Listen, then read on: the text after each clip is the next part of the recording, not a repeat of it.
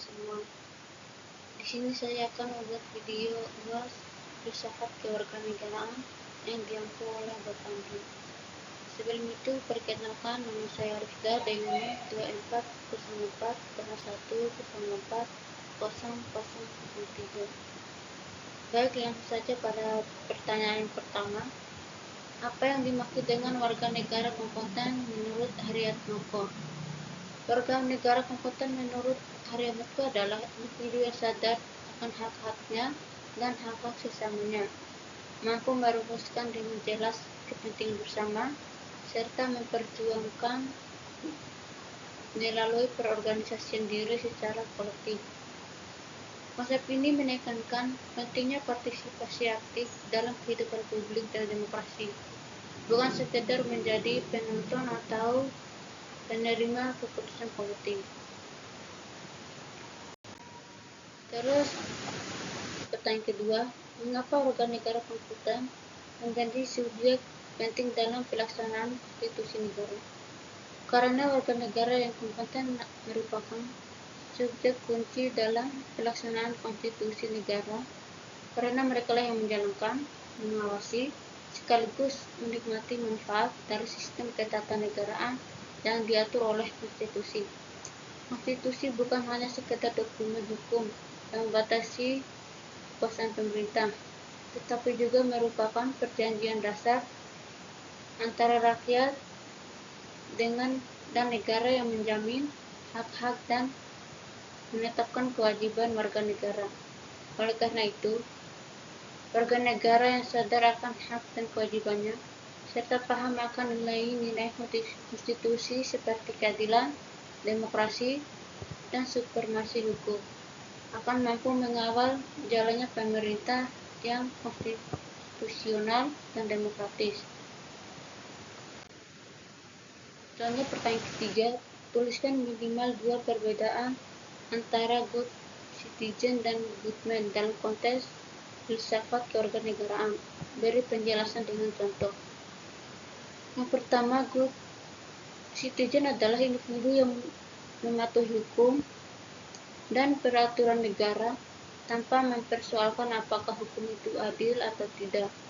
Ia menjalankan kewajibannya sebagai warga negara sesuai sistem hukum dan pemerintah yang berlaku.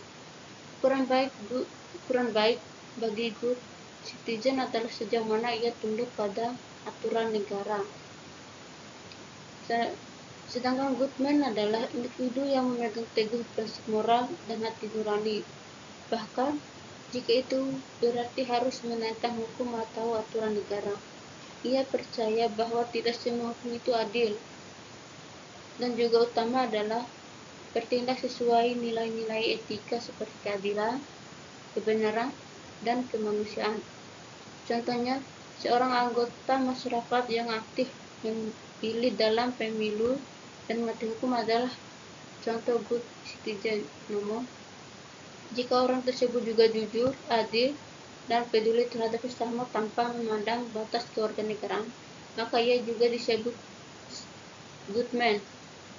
Sebaliknya, seseorang bisa menjadi good man secara moral, tetapi belum tentu dianggap good citizen jika tidak menjalankan kewajiban dan haknya sebagai warga negara. Selanjutnya, jelaskan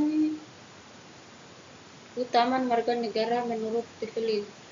Dalam pandangan Develin, warga negara bukan hanya status hukum, tapi adalah identitas moral dan politik yang membawa tanggung jawab besar. Keutamaan warga negara tidak dibentuk secara instan, melainkan melalui proses pendidikan, pengalaman sosial, dan pembiasaan nilai-nilai kebangsaan serta keadilan. Warga negara yang memiliki keutamaan akan menjadi pilar kokoh dalam menjaga sistem demokrasi, mencegah penyalahgunaan kekuasaan, dan memperjuangkan keadilan sosial. Mereka tidak hanya mengikuti perintah negara secara pasif, tapi juga menjadi penyeimbang yang kritis dan membangun terhadap pemerintah dan sistem hukum. Warga seperti inilah yang mendorong negara menuju arah yang lebih adil, bermoral dan inklusif. Selanjutnya pertanyaan kelima, apa saja menjadi syarat atau kriteria agar negara mampu mewujudkan kewarganegaraan terbaik di dunia atau the best citizenship in the world? Yang pertama, pemerintahnya demokratis dan transparan. Yang kedua, pendidikan kewarganegaraan yang berkualitas. Yang ketiga, perlindungan hak asasi manusia atau HAM. Yang keempat, keadilan sosial dan ekonomi. Yang kelima, kebebasan berpendapat dan partisipasi politik. Yang keenam, supremasi hukum dan perlakuan setara di hadapan hukum. Pertanyaan keenam, menurut Anda, mampukah Indonesia menjadi negara yang menjadikan warga negaranya menjadi the best citizen di dunia? Berikan argumen. Menurut saya, Indonesia memiliki potensi besar untuk menjadi negara yang mampu menciptakan the best citizen in the world. Tetapi hal ini hanya dapat terwujud jika ada kemauan kolektif dari pemerintah, masyarakat, dan dunia pendidikan. Negara tidak bisa hanya menuntut kepatuhan dari warga negaranya tanpa memberi perlindungan, pendidikan, dan keadilan yang setara. Warga negara terbaik akan lahir dari negara yang mampu membangun sistem yang adil, terbuka, partisipatif, dan manusiawi. Sistem pendidikan harus mendorong pemikiran kritis, etika publik, dan tanggung jawab sosial. Pemerintah juga harus memberi teladan dalam kejujuran, transparansi, dan penegakan hukum. Sementara itu, masyarakat juga harus membantu budaya demokrasi yang sehat dan menjunjung tinggi nilai gotong royong serta solidaritas sosial. Selanjutnya pertanyaan ketujuh, mengapa nilai-nilai menjadi materi dasar dalam filsafat kewarganegaraan? Beri minimal 2 penjelasan. Nilai-nilai menjadi dasar dalam filsafat kewarganegaraan karena beberapa alasan penting sebagai berikut. Yang pertama, nilai sebagai panduan etika dan moral dalam kehidupan berbangsa dan bernegara. Nilai-nilai ini memberikan pedoman etika dan moral bagi warga negara dalam bertindak dan berperilaku. Dalam konteks Indonesia, nilai-nilai Pancasila seperti kemanusiaan yang adil dan beradab, serta keadilan sosial menjadi dasar bagi warga negara untuk menghormati martabat manusia dan berkontribusi pada pembangunan yang berkelanjutan. Dengan demikian, nilai-nilai ini menjadi landasan bagi terciptanya masyarakat yang harmonis dan berkeadilan. Yang kedua, nilai sebagai landasan ideologis dan pedoman pengambilan keputusan. Nilai-nilai dalam filsafat kewarganegaraan berfungsi sebagai landasan ideologis negara yang memandu pembentukan hukum, kebijakan, dan institusi negara. Nilai-nilai ini menjamin keutuhan dan stabilitas negara serta menjadi pedoman dalam pengambilan keputusan yang sesuai dengan cita-cita bangsa. Sebagai contoh, nilai persatuan dan keadilan sosial dalam Pancasila menjadi dasar untuk menjaga kesatuan bangsa dan memastikan keadilan bagi seluruh rakyat Indonesia. Selanjutnya pertanyaan ke-8, mengapa studi values menjadi penting atau urgen dalam konteks pemahaman dan pelaksanaan kewarganegaraan? Karena studi values merupakan bagian penting yang tidak bisa dipisahkan dari pemahaman dan pelaksanaan kewarganegaraan yang bermakna. Nilai-nilai ini bukan hanya sekedar keyakinan pribadi, tapi menjadi penopang moral utama yang membimbing warga negara dalam bersikap dan bertindak di tengah kompleksitas kehidupan berbangsa dan bernegara.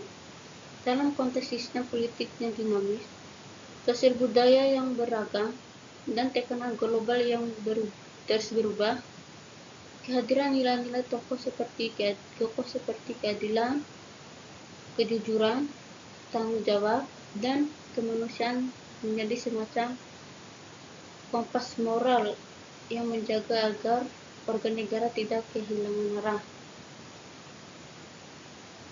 Warga negara yang memiliki stubor values akan tampil sebagai sosok yang kritis terhadap ketimpangan, berani menolak ketidakadilan, serta tetap konsisten dalam menjunjung etika publik meskipun harus berhadapan dengan risiko tekanan, marginalisasi, bahkan ancaman.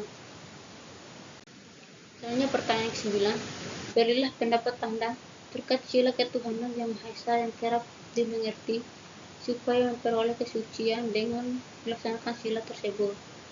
Pendapat saya, memaknai sila pertama ketuhanan yang Maha Esa sebagai upaya memperoleh kesucian memang tidak keliru, tetapi pemahaman itu terlalu sempit jika hanya berhenti pada aspek spiritual pribadi.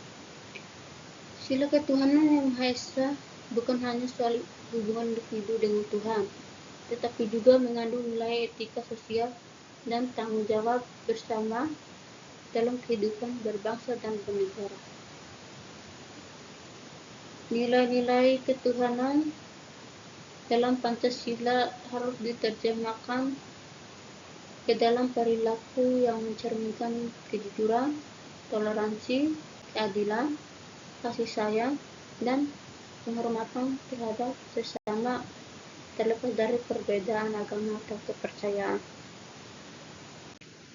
Yang terakhir, pertanyaan 10, mungkinkah warga negara menjadi suci dalam negara? Kesucian warga negara bukan hal yang mustahil, namun tidak otomatis diberikan atau dijamin oleh negara.